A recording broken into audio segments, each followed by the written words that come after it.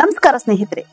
3 ಕಾಲು 4 ಕೈಗಳು ಅವಳಿ ಮಕ್ಕಳು ಈ ಒಂದು ಬಲು ಅಪರೂಪವಾಗಿರುವಂತಹ ಪ್ರಕರಣದ ಬಗ್ಗೆ ನಾನು ನಿಮಗೆ ಹೇಳ್ತೀನಿ. ಅದಕ್ಕಿಂತ ಮುಂಚೆ ನೀವಿನ್ನು ನಮ್ಮ ಕರ್ನಾಟಕ ಕನ್ನಡ ಯೂಟ್ಯೂಬ್ ಚಾನಲ್ಗೆ ಸಬ್ಸ್ಕ್ರೈಬ್ ಆಗಿಲ್ಲ ಅಂದ್ರೆ ಸಬ್ಸ್ಕ್ರೈಬ್ ಆಗಿ. ಹಾಗೆ ಈ ಒಂದು ವಿಷಯದ ಬಗ್ಗೆ ನಿಮ್ಮ ಅನಿಸಿಕೆಗಳನ್ನ ಕಮೆಂಟ್ ಮೂಲಕ ನಮ್ಗೆ ತಿಳಿಸಿ ಅಂತ ಕೇಳ್ಕೊತಾ ಇದ್ದೀನಿ.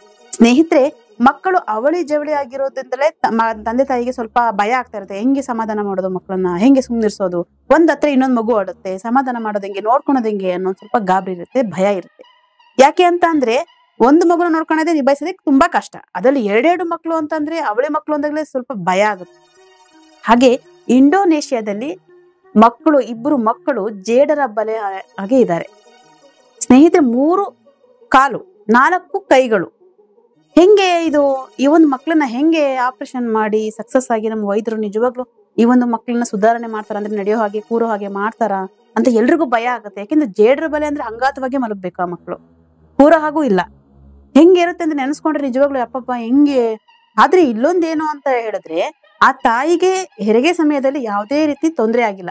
ಇದಕ್ಕೂ ಮುಂಚೆ ಈ ಮಕ್ಕಳಿಗೆ ಸಹೋದರರು ಸಹೋದರಿಯರು ಎಲ್ಲರೂ ಇದ್ದಾರೆ. ಆದ್ರೆ ಹೆರಿಗೆ ಸಮಯದಲ್ಲೂ ಸಹ ತಾಯಿಗೆ ಯಾವುದೇ ಸಹ ತೊಂದರೆ ಆಗಿಲ್ಲ. ಮಕ್ಕಳು 3 ಕಾಲು 4 ಕೈ ಇರುವಂತಹ ಮಕ್ಕಳು ಡೆಲಿವರಿ ಆಗ್ಬೇಕಾದ್ರೂ ಸಹ ಯಾವುದೇ ಸಹ ತೊಂದರೆ ಆಗಿಲ್ಲ. ಎಲ್ಲರೂ ಅಚ್ಚರಿ ಪಡುವಂತಹ ವಿಷಯ ಆಗಿದೆ. ಹೌದು, ಹೆಂಗೆ ಅಂತ ಎಲ್ರು ಯೋಚನೆ ಮಾಡ್ಬೇಕು. ಆದ್ರೂ ಸಹ ಡಾಕ್ಟ್ರು ಆ ಮಕ್ಳುಗಳನ್ನ ಆಪರೇಷನ್ ಮಾಡಿ 3ನೇ ಕಾಲನ್ನ ತೆಗೆದು ಮಕ್ಕಳು ಕೂರೋ ಹಾಗೆ ಮತ್ತು ನಡೆಯೋ ಹಾಗೆ ಮಾಡಿದ್ದಾರೆ. ನೋಡಿ, ಎಷ್ಟು ಟೆಕ್ನಾಲಜಿ ನಮ್ಮ ದೇಶ ಎಷ್ಟು ಮುಂದುವರೆದಿರುತ್ತೆ ಅಂತಂದ್ರೆ ಆಗದೇ ಇಲ್ವೇನೋ ಅಂತ ಅನ್ಕೊಂಡಿದ್ವಿ ನಾವು.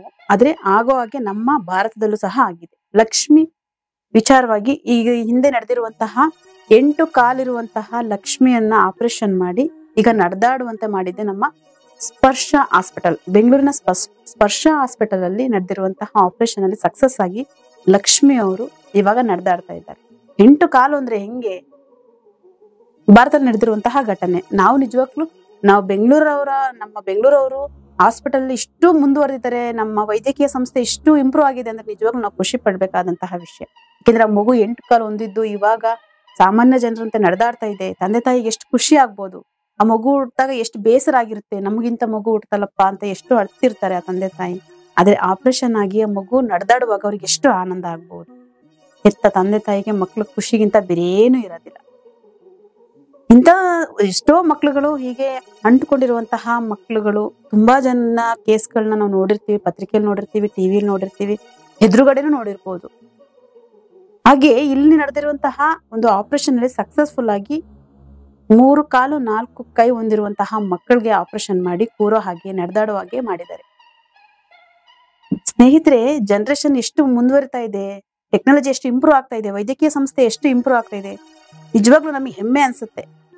ಈ ಒಂದು ಸಂಸ್ಥೆ, ಈಗ ವೈದ್ಯಕೀಯ ಸಂಸ್ಥೆಯಿಂದ ಮಕ್ಳುಗಳು ಆತರ ಇದ್ರೆ ಸ್ವಲ್ಪ ಜನ ಭಯ ಪಡ್ತಾರೆ. ಅಯ್ಯೋ, ಮಕ್ಳು ಎಲ್ಲಿ ಸತ್ತೋಗ್ಬಿಡ್ತಾವಪ್ಪ ಅನ್ನೋ ಭಯ ಇರುತ್ತೆ. ಯಾಕಂದ್ರೆ ಒಂದಕ್ಕೊಂದು ಅಂಟ್ಕೊಂಡು 3 ಕಾಲು 4 ಕೈ ಅಥವಾ 8 ಕಾಲು ಹಿಂಗಿರುವಾಗ ಮಕ್ಳು ಬದುಕ್ತಾರ, ಹೆಂಗಪ್ಪ ಮುಂದೆ ಈ ಮಗುವಿನ ಪರಿಸ್ಥಿತಿ ಅಂತ ಯೋಚನೆ ಮಾಡೋ ಹಾಗಿಲ್ಲ. ಯಾಕೆಂದ್ರೆ ವೈದ್ಯಕೀಯ ಸಂಸ್ಥೆ ಆಪರೇಷನ್ ಮಾಡಿ ಆ ಮಕ್ಕಳನ್ನ ತಿರ್ಗಾಡೋ ಹಾಗೆ ಮಾಡ್ತಾ ಇದೆ.